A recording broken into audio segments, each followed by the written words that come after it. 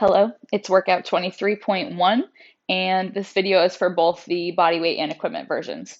So we're going to start with a little warm up. We're going to do 30 seconds on each side of a cross leg fold. I'll show you that. 30 seconds on each side of a pec stretch. And then we're going to jump into 3 rounds of 10 jumping jacks, 10 hip circles, and 10 small shoulder circles. So the cross leg stretch is literally like crisscross applesauce, and you're just going to lever yourself forward and try to relax into this. And then you're going to switch the positions of your legs for the second 30 seconds and lean forward like this as well, right? I imagine you'll be surprised at the difference in how folding your legs the other way feels. For the pec stretch, you can lean against a surface or a wall, stretch out the front of your shoulder, get the same thing on the other side. Our warm up has jumping jacks, or just steps is fine, right? Hip circles, you can do a couple in one direction and then switch and get a couple in the other.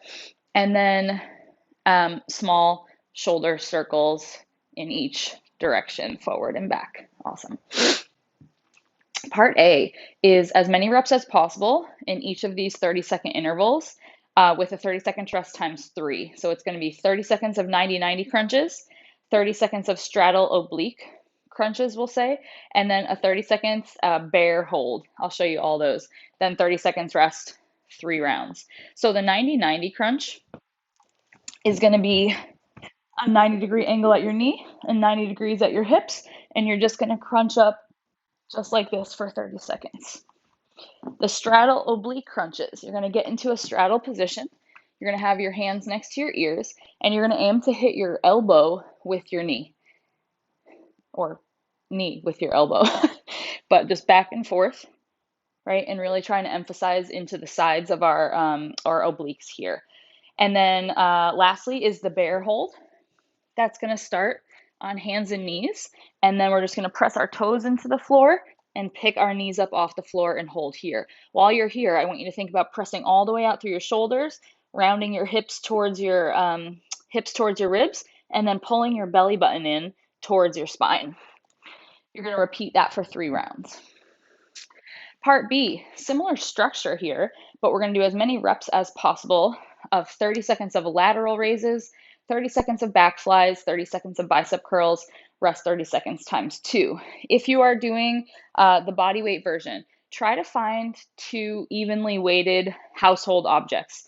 Maybe it's cans of soup, maybe it's wine bottles, maybe it's water bottles, whatever you have that you can hold in your hands with reasonable ease that can add some weight here is going to be key. If you're at a gym or have weights, you pick your weight number that's most appropriate. So the lateral raises are just going to be holding our weights at the side. We're going to pull up and make a T for 30 seconds. The back flies, you're going to roll your shoulders back and down, put a little dip in your knee. You're going to lever yourself forward and just let your arms hang. We're going to pull out into the side for 30 seconds, and then we're going to stand and hit 30 seconds of bicep curls.